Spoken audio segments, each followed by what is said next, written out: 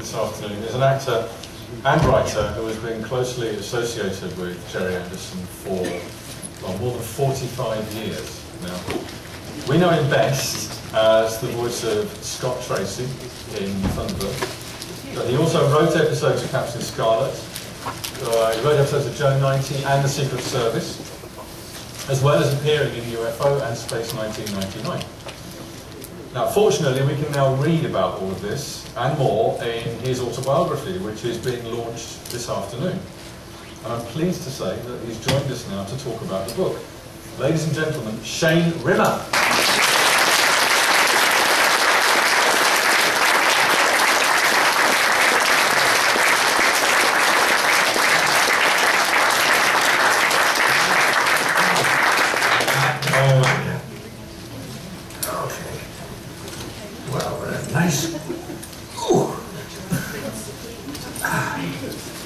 See a thing, maybe that's a good thing, but you can't, the problem with not being able to see anything, you can't duck when something gets thrown at you. Oh, that's not going to happen. So Shane, what made you decide to write your autobiography now?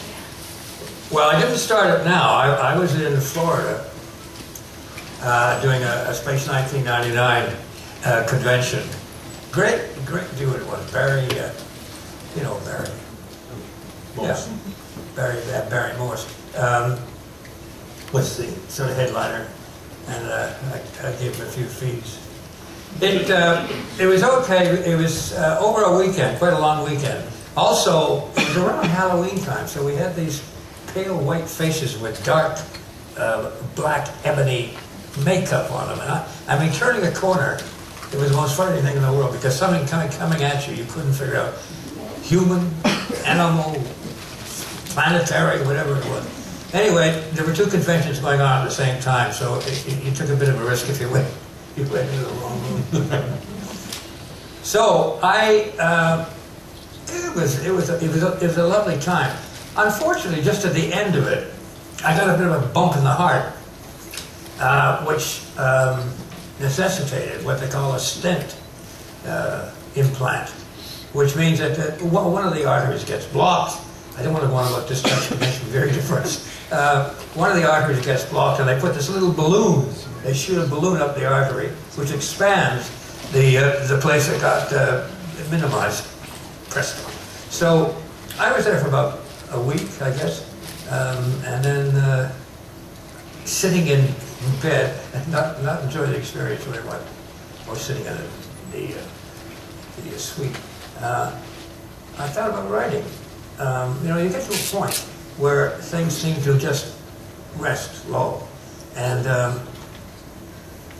I often wonder whether I could put things together in that sort of way, from a sort of a main and a mid-range support actor.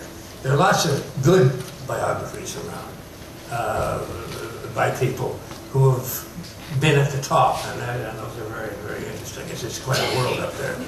Anyway, I decided to take a medium-range slot. My father was a writer. He was his daytime job was in an advertising agency. He invented a slogan of 7 Up, which is a very popular North American drink, which came, I think, in about 4th place after Coca-Cola and Pepsi. His motto was, "You'll like 7 Up, it likes you." I don't know how he got a career out of that, but he did, and he stayed in business for quite some time. So there it was. My father also had quite a library, among which were quite a number of yoga books, because he did it up to a very ripe old age. So when I wasn't slipping books out of his library, I was tying myself in the knots on the bedroom floor, trying to get some of these positions right. Anyway, the two came out all right. I found that the yoga, in a strange sort of way, helps with the writing. It seems to keep things in place. The other thing about writing the book, which is very interesting, is that you put down one incident, one phase of your career, or whatever it was, and all of a sudden another one pops up. It was very close to it, and which we'd completely forgotten about it. So it's quite an exercise. And a lot of things come back. A lot of them in favorable light, some not. but it's been said that what was Plato, I think, said, if you don't mind me quoting a very brief Platonic thought, no man should live an unexamined life. Well, that's something of the way this followed on. You went and brought up and recollected a lot of the things, some of the faces, some of the people, and most of them were terrific. Great company. You pal up with somebody you hadn't seen in 8 years, and it was just like you'd see him yesterday. So the company was good. There was very little bitterness, very little nasty sort of competition. Everybody wanted to get a job. But there was nothing furtive, nothing, plotting great sort of come-downs for everybody. So it was always good to get on a location or in a studio, because you knew somebody, the North American bunch. When I came over, there were about maybe a dozen people with North American accents. Half of them were Canadian. But that was easy, because that 49th parallel, which goes from east to west between America and Canada, I think it was 80% of the people in Canada live within 100 miles of that border. So at any one point, either the Canadian side or the American side, it's very difficult to differentiate between which side you're on. Canadians didn't get along terribly well with Americans, but I mean, they just for convenience sake, they keep their holsters buttoned up.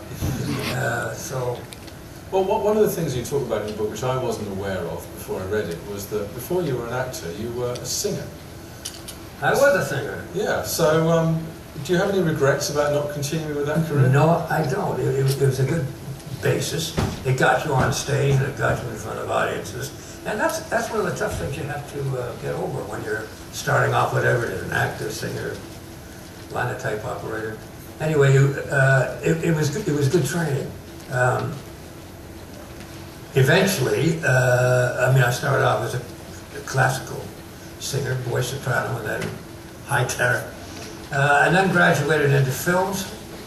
And I've got no regrets at all, because the fund of stories and the fund of incidents that built up over the years, and going from place to place, countries which I never would have known, seen, if I hadn't been doing the sort of job I was. So there's been no regrets. Everything was very much enjoyed, and I'm quite happy the way it's turned out. Okay.